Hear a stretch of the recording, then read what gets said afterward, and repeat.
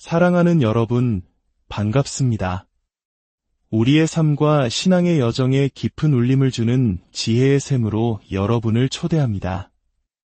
인류의 긴 역사 속에서 우리는 늘 한 가지 근원적인 질문을 던져왔습니다. 어떻게 하면 신 앞에서 혹은 절대적인 진리 앞에서 올바른 존재, 유로운 존재가 될 수 있을까? 하는 질문입니다.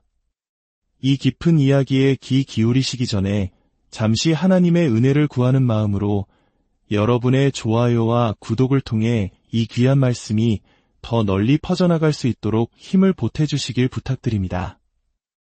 여러분의 작은 손길 하나하나가 이 채널을 통해 은혜의 메시지를 전하는 데 큰 격려와 힘이 됩니다. 이 말씀을 듣는 모든 분들의 삶에 하나님의 평강이 가득하기를 기도합니다. 오늘 우리는 기독교 신앙의 가장 핵심적인 두 기둥, 바로 율법과 은혜에 대해 이야기 나누고자 합니다. 이 두 개념의 관계를 이해하는 것은 마치 우리 신앙의 집을 반석 위에 짓는 것과 같이 중요합니다. 먼저 우리가 율법이라고 말할 때 그것은 무엇을 의미할까요?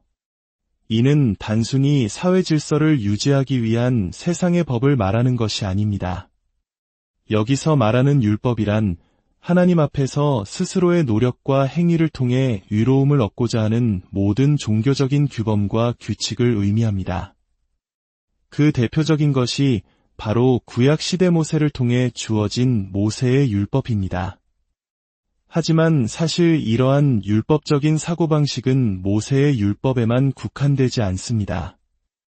인류 역사를 통틀어 수많은 종교와 문화 속에서 우리는 다양한 형태의 종교적 율법을 발견할 수 있습니다.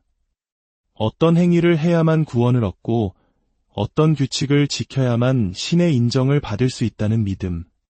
어쩌면 유교적 전통 속에서 끊임없이 자신을 수양하고 도덕적 완성을 추구했던 우리 한국인들에게도 이러한 행위를 통해 위로움에 도달하려는 생각은 무척이나 익숙한 개념일지 모릅니다.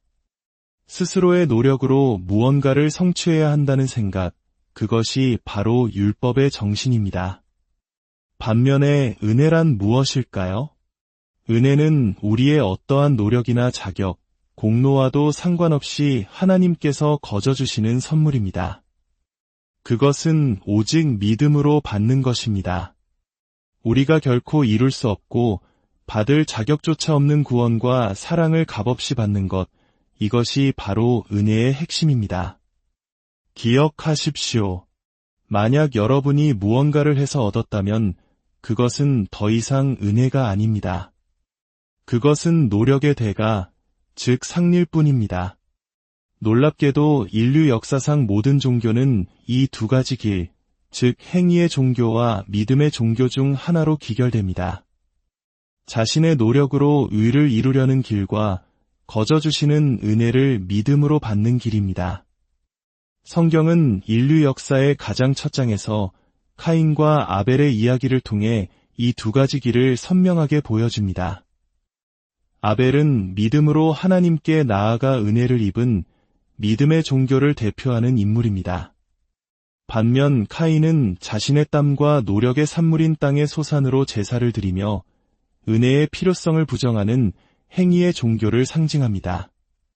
자, 그렇다면 하나님께서는 왜 모세에게 율법을 주셨을까요? 많은 사람들이 오해하는 것처럼 율법은 우리가 지켜서 유롭게 되라고 주신 것이 결코 아닙니다. 성경은 반복해서 강조합니다. 율법의 행위로는 하나님 앞에서 유롭다 하심을 얻을 육체가 단 한 명도 없다고 말입니다. 그렇다면 율법의 진정한 목적은 무엇이었을까요? 성경은 여러 가지 목적을 제시합니다. 첫째, 율법은 우리의 죄를 드러내기 위해 주어졌습니다. 율법은 마치 거울과 같습니다. 우리가 거울을 본다고 해서 얼굴의 더러움이 씻겨나가는 것은 아니지만 거울을 통해 비로소 우리 얼굴에 무엇이 묻었는지 알게 됩니다. 이처럼 율법은 우리 스스로가 얼마나 죄인인지를 깨닫게 하는 역할을 합니다. 둘째, 율법은 우리 안에 숨겨진 반역적인 본성, 즉 육신의 본성을 드러냅니다. 신기하게도 무엇을 하지 말라는 금지 명령을 들으면 우리 안에서는 오히려 그것을 더 하고 싶어하는 반항심이 일어납니다. 율법은 바로 이처럼 우리 안에 깊이 뿌리박힌 하나님을 향한 반역의 본성을 수면 위로 끄집어냅니다. 셋째, 율법은 장차 오실 그리스도를 예표하고 우리를 그리스도에게로 인도하는 몽학선생의 역할을 했습니다. 옛 로마 시대 부유한 가정에는 파이다고고스라 불리는 나이 많은 노예가 있었습니다. 이 노예는 아이들의 기본적인 예절을 가르치고 진짜 선생님이 있는 학교로 안전하게 데려다주는 역할을 했습니다. 율법이 바로 그와 같습니다. 율법은 우리를 진짜 스승이신 예수 그리스도께로 인도하여 율법이 아닌 믿음으로 의롭다 하심을 얻게 하는 역할을 하는 것입니다. 그렇다면 이 율법을 스스로의 힘으로 지켜 의롭게 되려고 할 때 어떤 결과가 나타날까요? 놀랍게도 성경이 말하는 결과는 모두 부정적입니다. 율법은 죄를 더욱 자극하고 죄에 힘을 실어주며 하나님의 진노를 불러일으킵니다. 율법 아래 있는 자는 정죄와 저주 아래 놓이게 되고 사탄의 지배 아래 노예가 됩니다. 결국 율법주의는 하나님과 사람 사이, 그리고 율법을 지키는 자와 그렇지 않은 자 사이에 적대감을 만들어내는 비극을 낳습니다. 율법의 근본적인 문제는 우리 인간의 자기 의존성입니다. 죄의 가장 깊은 동기는 단순히 살인이나 간음 같은 악한 행동을 하려는 욕망이 아닙니다. 죄의 뿌리는 하나님으로부터 독립하려는 욕망, 즉 내 힘으로 살아가려는 교만입니다. 율법은 이 뿌리를 명확하게 드러내는 진단 도구였습니다. 그리고 세례 요한이 외쳤듯이 복음의 시대가 열리면서 도끼가 이미 나무 뿌리에 놓였으니 은혜의 도끼가 바로 그 자기 의존성의 뿌리를 잘라내기 위해 온 것입니다. 이제 우리는 중요한 질문에 도달했습니다. 우리는 더 이상 모세의 율법을 지킬 의무가 없으며 어떤 종교적 율법으로도 의롭게 될 수 없다면 하나님께서는 오늘날 우리에게 무엇을 요구하시는 걸까요? 할례를 받거나 절기를 지키거나 특정한 옷을 입거나 제물을 바칠 필요가 없다면 우리는 무엇을 해야 합니까? 이 질문에 대한 답은 로마서 8장 3절과 4절에 명확히 나와 있습니다. 율법이 육신으로 말미암아 연약하여 할 수 없는 그것을 하나님은 하시나니 곧 죄로 말미암아 자기 아들을 죄 있는 육신의 모양으로 보내어 육신의 죄를 정하사 육신을 따르지 않고 그 영을 따라 행하는 우리에게 율법의 요구가 이루어지게 하려 하심이니라. 여기서 핵심 단어는 율법의 요구입니다. 우리는 율법의 조항들을 세세하게 지킬 필요는 없지만 율법이 본래 성취하고자 했던 그 의로운 요구를 우리 삶 속에서 이루어야 합니다. 그렇다면 그 율법의 요구란 과연 무엇일까요? 그토록 방대한 율법이 궁극적으로 원했던 것은 무엇일까요? 예수님께서 직접 그 답을 놀라울 만큼 간단하게 알려주셨습니다. 마태복음 22장에서 한 율법사가 예수님을 시험하여 묻습니다. 선생님, 율법 중에서 어느 계명이 크니이까? 예수님께서는 지체 없이 대답하셨습니다. 내 마음을 다하고 목숨을 다하고 뜻을 다하여 주 너의 하나님을 사랑하라 하셨으니 이것이 크고 첫째 되는 계명이요. 둘째도 그와 같으니 내 이웃을 내 자신같이 사랑하라 하셨으니 이 두 계명이 온 율법과 선지자의 강령이니라. 모든 구약 성경, 즉 율법과 선지자의 모든 가르침이 바로 이 두 가지, 하나님 사랑과 이웃 사랑이라는 못에 걸려 있다는 것입니다. 옷을 못에 걸려면 못이 먼저 존재해야 하듯이 하나님 사랑과 이웃 사랑은 율법이 있기 전부터 존재했던 하나님의 영원하고 변치 않는 근본적인 요구입니다. 이것이 바로 율법이 이루고자 했던 의로움의 본질입니다. 사도 바울 역시 로마서 13장에서 사랑은 이웃에게 악을 행하지 아니하나니 그러므로 사랑은 율법의 완성이니라 라고 선포합니다. 갈라디아서 5장에서도 온 율법은 내 이웃 사랑하기를 내 자신같이 하라 하신 한 말씀에서 이루어졌나니 라고 말합니다. 모든 가르침과 설교, 모든 종교적 활동의 최종 목적지는 바로 이 사랑이어야 합니다. 만약 사랑을 만들어내지 못하는 가르침이 있다면 그것은 공허한 울림에 불과하며 시간을 낭비하는 것일 뿐입니다. 성경은 의롭게 된 자들에게는 율법이 필요 없다고 말합니다.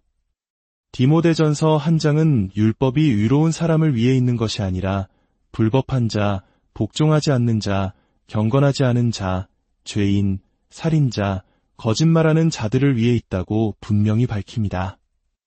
여러분은 어느 편에 서시겠습니까? 예수 그리스도를 믿는 믿음으로 의롭다 하심을 얻으셨습니까? 그렇다면 율법은 더 이상 당신을 위한 것이 아닙니다. 오직 순수한 사랑으로 동기가 부여된 사람은 언제나 자신이 원하는 것을 행할 자유를 누리며 마치 왕처럼 살아갑니다. 그래서 야고보 사도는 이 사랑의 법을 자유롭게 하는 온전한 율법이며 최고의 법이라고 불렀습니다. 하나님의 의에 대한 근본적인 요구는 시대와 인종을 초월하여 결코 변한 적이 없습니다. 어떤 이들은 구약의 하나님은 전쟁과 심판의 하나님이고 신약에 와서야 갑자기 사랑과 평화의 하나님으로 변했다고 생각하지만 이는 성경에 대한 깊은 오해입니다. 요한일서는 서로 사랑하라는 계명이 태초부터 있었던 옛 계명이지만 동시에 예수 그리스도 안에서 새롭게 성취된 새 계명이라고 말합니다. 요구사항은 변하지 않았지만 그것을 이룰 수 있는 방법이 예수 그리스도를 통해 우리에게 주어진 것입니다. 태초에 카인이 아벨을 미워하여 어둠 속에 있었던 것처럼 지금도 형제를 미워하는 자는 어둠 속에 있습니다. 반대로 형제를 사랑하는 자는 빛 가운데 거합니다. 이 메시지는 인류의 시작부터 지금까지 변함없이 이어져 온 것입니다. 하지만 여기서 우리가 말하는 사랑은 감상에 젖은 나약한 감정이 아닙니다. 성경이 말하는 사랑, 아가페는 결코 값싼 감상주의가 아닙니다. 성경은 말로와 혀로만 사랑하지 말고 행함과 진실함으로 하자고 말합니다. 사랑의 진정한 시금석은 바로 순종입니다. 예수님께서는 요한복음 14장에서 분명히 말씀하셨습니다. 너희가 나를 사랑하면 나의 계명을 지키리라. 나의 계명을 지키는 자라야 나를 사랑하는 자니 우리의 사랑은 하나님의 말씀에 대한 순종을 통해 표현되고 또한 그 순종을 통해 더욱 깊어지고 온전해집니다. 우리가 그분의 말씀을 지켜 행할 때 하나님의 사랑이 우리 안에서 온전하게 이루어지는 것입니다. 그렇다면 우리는 무엇에 순종해야 합니까? 모세의 율법이 아니라면 우리가 따라야 할 것은 무엇일까요? 그 대답은 바로 신약 성경이 가르치는 모든 것입니다. 그리고 신약 성경을 올바로 이해하기 위해서는 필연적으로 구약 성경을 함께 읽고 묵상해야 합니다. 저는 여러분에게 해야 할 일 목록 몇 가지를 적어드리는 것으로 여러분의 숙제를 대신해 드릴 수 없습니다. 여러분 각자가 집으로 돌아가 직접 성경을 펴고 하나님의 말씀을 읽고 그분의 뜻을 발견하고 순종하는 삶을 살아야 합니다. 그것이 바로 은혜 아래 사는 자의 삶의 방식입니다. 한 건축가가 은혜의 삶에도 구체적인 요구사항이 있는지 알아보기 위해 신약 성경을 읽기 시작했습니다. 그가 베드로 서신을 읽을 때까지 신약 성경이 우리에게 하라고 명령하는 것이 이미 300가지가 넘는다는 것을 발견했다고 합니다. 그 목록을 직접 찾아 나서는 것은 바로 여러분의 몫입니다. 사랑하는 여러분, 오늘 율법과 은혜에 대한 깊은 이야기를 함께 나누었습니다. 우리는 더 이상 무엇을 해야 구원받을까를 걱정하는 율법의 노예가 아닙니다. 우리는 이미 예수 그리스도의 십자가 공로로 값없이 의롭다 하심을 받은 하나님의 자녀입니다. 이제 우리의 모든 행위는 구원을 얻기 위한 처절한 몸부림이 아니라 이미 받은 구원의 은혜에 감사하며 그 사랑에 응답하는 기쁨의 순종이 되어야 합니다. 하나님을 사랑하고 이웃을 내 몸과 같이 사랑하는 삶.